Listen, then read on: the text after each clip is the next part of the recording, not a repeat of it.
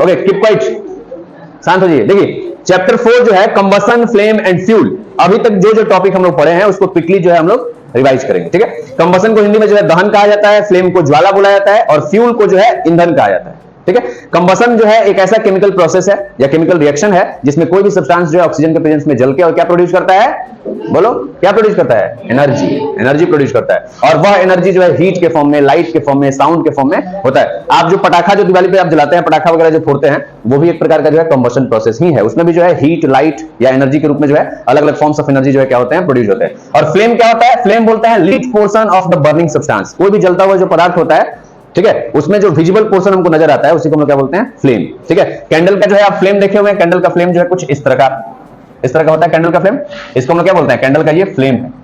अब देखिए फ्यूल क्या होता है, जो कुछ भी जल के एनर्जी प्रोड्यूस करता है, anything that burns to produce energy, इसी को क्या बोला जाता है, फ्यूल। फ्यूल जो है तीन तरह के होते हैं, एक होता है सॉलिड फ्यूल और एक होता है लिक्विड फ्यूल और एक क्या होता है, गैसियस फ्यूल।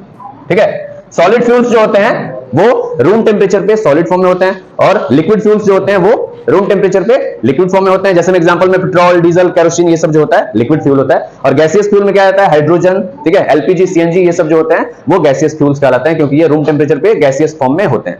अब जो है सबसे फर्स्ट इसमें आपका टॉपिक है कंबसन और बर्निंग क्या होता है। ये दोनों जो है सेम प्रोसेस होता है, लेकिन बर्निंग जो होता है इसमें हमें फ्लेम देखने को मिलता है और कंबसन में फ्लेम भी देखने को मिल सकता है और विदाउट फ्लेम भी जो है ये रिएक्शन जो है हो सकता है। कंबसन जो है एक केमिकल चेंज होता है। जैसे में आप जो है रेस्पिरेशन जो करते हैं, रेस्पिरेशन में हम लोग क्या करते हैं, तो फूड से हमारी बॉडी के अंदर इनसाइड द सेल्स और टिश्यूज, क्यों बात हो रहा है जी, रिक्वेस्ट करना पड़ेगा तुम लोग से, हमारी बॉडी के अंदर जो है सेल और टिश्यूज के अंदर, ठीक है, हमारा एब्जॉर्ब जो फूड होता है, अवशोषित जो भोजन होता है, वो ऑक्सीजन से क्या करता है, कंबाइन करता है और कंबाइन करके एटीपी के फॉर्म में, आपको बताया गया था एडिनोसिन ट्राइफॉस्फेट, ये क्या होते हैं, energy currency of the cell इसको कहा जाता है। ये एनर्जी के, ये एक तरह से बोल सकते हैं मॉलिक्यूल्स ऑफ एनर्जी है।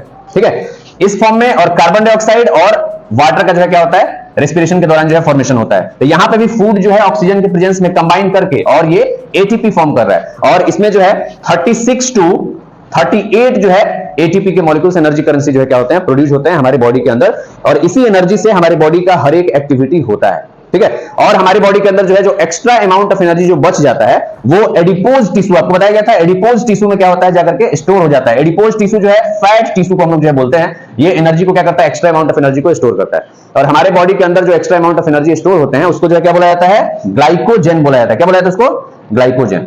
और पेड़ पौधों के अंदर जो एक्स्ट्रा अमाउंट ऑफ फूड जो स्टोर होता है, स्टोर्ड फूड को पेड़ पौधों में क्या बोला जाता है, बताइए, स्टार्च बोला जाता है। क्या बोला जाता है, स्टार्च। ठीक है, तो रेस्पिरेशन भी क्या है, एक प्रकार का कंबशन प्रोसेस होता है। अब यहां पे कह रहा है कंडीशंस नेसेसरी फॉर कंबशन, किसी भी चीज के दहन के लिए जो है कौन कौन से स्थिति की जरूरत पड़ता है। तो सबसे पहले जो है ऑक्सीजन का प्रेजेंस होना चाहिए। अगर ऑक्सीजन जो है मौजूद नहीं होगा, अगर एक जलते हुए माचिस ऐसे जो है जलते हुए जो है कैंडल को अगर आप जो है कांच के जो शीशे के ग्लास से अगर उसको ढक दीजिएगा तो कुछ समय के बाद से क्या होता है, बुझ जाता है। या किसी व्यक्ति के शरीर में आग लगा होता है तो उसको ब्लैंकेट से हम कवर कर देते हैं तो उसके बॉडी का भी आग क्या हो जाता है, बुझ जाता है। क्यों बुझ जाता है, क्योंकि ऑक्सीजन का सप्लाई जो है कट ऑफ हो जाता है, जिसकी वजह से आग जो है जलना बंद हो जाता है। तो सबसे पहला जो है प्रेजेंस ऑफ ऑक्सीजन चाहिए। ऑक्सीजन जो होता है ये सपोर्टर ऑफ बर्निंग होता है और कार्बन डाइऑक्साइड जो होता है क्या होता है, वो नॉन सपोर्टर ऑफ बर्निंग होता है। कार्बन डाइऑक्साइड आग को बुझाने में मदद करता है और ऑक्सीजन जो है आग को लगाने में मदद करता है। ठीक है, इसको याद रखिएगा।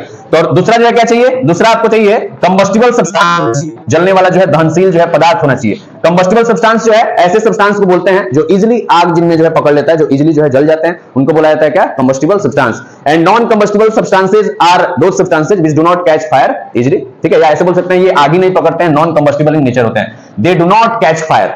ठीक है, these substances do not catch fire। Combustible substances जितने भी होते हैं इनमें आसानी से आग पकड़ लेता है। इनका टेम्परेचर जो होता है, इग्निशन टेम्परेचर, इनको जलाने के लिए बहुत ही less amount of heat energy का हमको जो है जरूरत जो है पड़ता है। आपको यह भी बताया गया था कि कोई भी चीज जो है जलने से पहले, ठीक है, कोई भी चीज जलने से पहले क्या होता है, वो गर्म होता है। ठीक है, गर्म होता है ना, हीट को वो क्या करता है, एक्वायर करता है, प्राप्त करता है। और जब हीट को वो प्राप्त कर लेता है, इग्निशन टेम्परेचर तक उसका हीट जो है मिल जाता है, तब वो जलना जो है शुरू करता है। तो थर्ड जो आपका कंडीशन है वो है अटेनमेंट ऑफ इग्निशन टेम्परेचर। ठीक है, यानी कि जब तक जो है कोई सब्सटेंस एक मिनिमम टेम्परेचर तक गर्म नहीं होगा तब तक जो है वो जलना जो है शुरू नहीं करेगा। ठीक है, उसी को इग्निशन टेम्परेचर हम लोग बोलते हैं। तो ये तीन कंडीशन है, इसको याद रखिएगा। अब यहाँ पे एक टॉपिक है कि सन के द्वारा जो है हीट और लाइट एनर्जी जो है कैसे प्रोड्यूस किया जाता है। तो आप जो है आपको जो है इसमें बताया गया था कि न्यूक्लियर फ्यूजन होता है।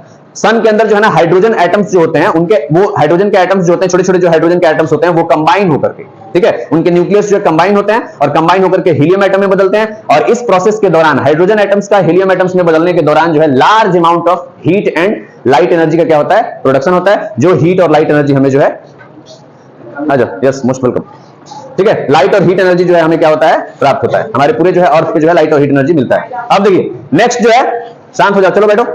नेक्स्ट टॉपिक है आपका इग्निशन टेम्परेचर, जिसको हम लोग किंडलिंग टेम्परेचर भी बोलते हैं। तो इग्निशन टेम्परेचर जो है ऐसे मिनिमम टेम्परेचर को जो है कहा जाता है जिस मिनिमम टेम्परेचर पे कोई भी सब्सटेंस जो है जलना क्या होता है, शुरू कर देता है, उसी को हम लोग क्या बोलते हैं, ignition temperature. The minimum temperature at which any substance starts burning is called ignition temperature.